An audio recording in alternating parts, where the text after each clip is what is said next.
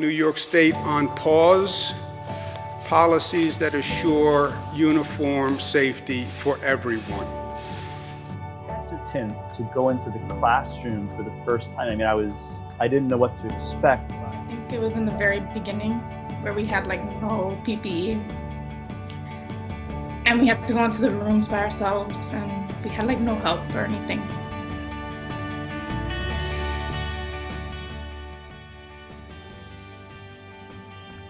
The coronavirus is a respiratory illness that can spread from person to person.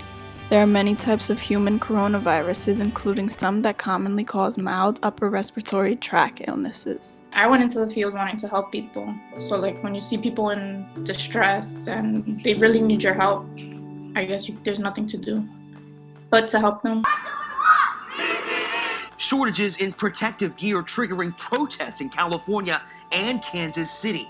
Nate is a nurse in New Orleans. What are the biggest shortages you're seeing on the day-to-day? I think we're short gowns, obviously, the disposable isolation gowns, the N95 mask. We're using masks for 5 to 7 shifts generally.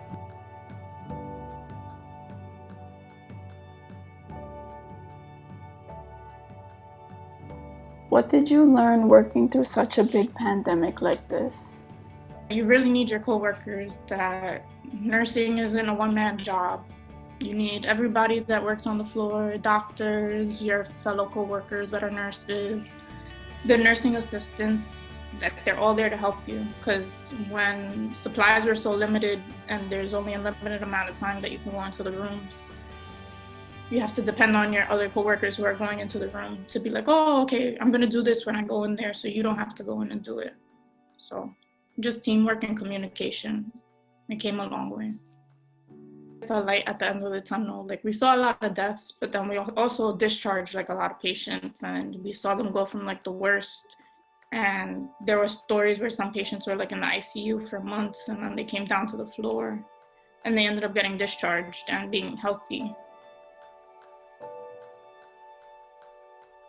Deirdre, Governor Cuomo has just said he will allow in-person instruction at schools statewide, but he's leaving it up to districts to figure out the if, the how, and the when. We know that the nation's largest school district, New York City, plans to open a hybrid form with a couple days of in-class instruction, socially distanced kids, limiting the amount of people who are in the building at any one time with remote instruction, and they're making available to all parents the option of full-time remote learning. So I think getting into the teaching last semester, it wasn't that hard. I mean, you have to get used to Zoom and all of that, but it wasn't that hard. But I think like everybody, there was just so much uncertainty in the first few months.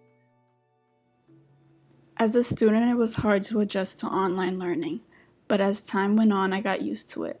All the students and professors worked together in order to help each other understand this new way of teaching and learning, especially since Zoom and Google Meet were so new to a lot of us. I went on Zoom and I started teaching, but at least with the workshops that we went through over the summertime, it just made me a little bit more aware of different functions and how to administer tests online, which I had never done before. So there was a lot of positive things, and I could deal with it, I think, more with humor than frustrations. It's just, I think nowadays it's a time period when there's too much frustration circulating in the universe. And I think, we just have to be, lighten up a little bit somehow and have respect for each other.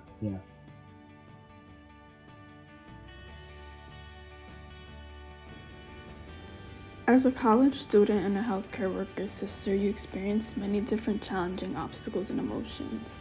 But as time goes on, I've learned to handle these rough times by thinking positively. It's scary at first because you don't know what's going on. And it's going to be stressful, but don't hold it in. Use your coworkers and everything to vent.